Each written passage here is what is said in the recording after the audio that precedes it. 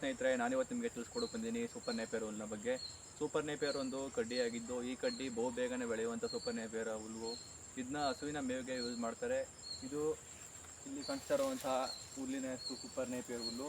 ಇದು ಕಬ್ಬಿನ ರೀತಿಯಾಗಿ ಬೆಳವಣಿಗೆ ಆಗುತ್ತೆ.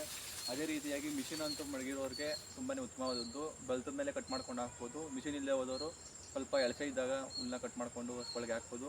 ಇದರಿಂದ ಏನು ಅನುಕೂಲ ಅಂದರೆ ಇದು ಬೇಗನೆ ಬೆಳವಣಿಗೆ ಆಗುತ್ತೆ ಮತ್ತು ತೆಂಡೆ ಮೇಲೆ ತೇಲೋದಿಲ್ಲ. ನಮಗೆ ಬೇಕಾಗಿರೋದು ಮೇಯ್ನ್ ಅದು. ತೆಂಡೆ ಮೇಲೆ ತೇಲಿದಷ್ಟು ನಮಗೆ ಇಳುವರಿ ಕಡಿಮೆ ಆಗುತ್ತೆ. ಅದರಿಂದ ಇದು ಬುಡದಿಂದ ಸಮೇತನೇ ಹುಲ್ಲು ಬರುತ್ತೆ. ಆದ್ದರಿಂದ ನಮ್ಮ ಸೂಪರ್ ನೇಪಿಯರ್ ಬೆಳೆಯೋದು ಅನುಕೂಲವಾಗಿದೆ. ನೀವೇನಾದರೂ ಸೂಪರ್ ನೇಪಿಯರ್ ಬೆಳೀತಿದ್ರೆ ಕಮೆಂಟ್ ಮಾಡಿ. ನೋಡ್ಬೋದು, ನಾನು 6 ಫೀಟ್ ಹೈಟ್ ಇದ್ದೀನಿ. ಇದು 7 ಫೀಟ್ ಮೇಲೆ ಬೆಳವಣಿಗೆ ಆಗಿದೆ. ನಾವು ಗೊಬ್ಬರ ಯಾವ ರೀತಿ ಕೊಡ್ತೀವಿ ಅದೇ ರೀತಿಯಾಗಿ ಹುಲ್ಲು ಬೆಳವಣಿಗೆ ಆಗುತ್ತೆ.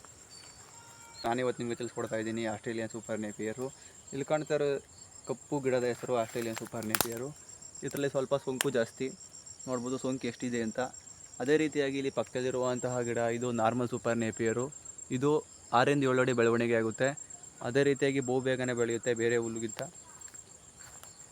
ಈ ಆಸ್ಟ್ರೇಲಿಯನ್ ಸೂಪರ್ ನೇಪಿಯರು ಮತ್ತು ನಾರ್ಮಲ್ ಸೂಪರ್ ನೇಪಿಯರ್ ಬೆಳೆಯೋದ್ರಿಂದ ರೈತರಿಗೆ ಅನುಕೂಲಕರವಾಗಿದೆ. ಮೇವಿನ ಅಭಾವ ಕೂಡ ತಪ್ಪಿಸ್ಬೋದು. ಇದನ್ನ ಮಿಷಿನ್ ಇರೋರು ಸ್ವಲ್ಪ ಬಲ್ಸಾದ ಮೇಲೆ ಅದನ್ನ ಕಟಾವು ಮಾಡಿ ಹಾಕ್ಬೋದು. ಮಿಷಿನ್ ಇಲ್ಲದೆ ಹೋದವರು ಸ್ವಲ್ಪ ಚಿಕ್ಕ ಗಿಡ ಇದ್ದಾಗೇ ಕಟ್ ಮಾಡಿ ಹಾಕ್ಬೋದು.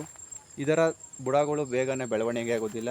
ಇದು ಭೂಮಿಯ ಸಮದಿಂದನೇ ಮೊಳಕೆ ಹೊಡೆದು ಹುಲ್ಲಾಗಿ ಬೆಳವಣಿಗೆಗೆ ಬರುತ್ತೆ. ಬೇರೆ ಗಿಡಗಳಾದರೆ ಸ್ವಲ್ಪ ತೆಂಡೆ ಮೇಲೆ ತೇಲಿ ಹುಲ್ಲೋಗುತ್ತೆ.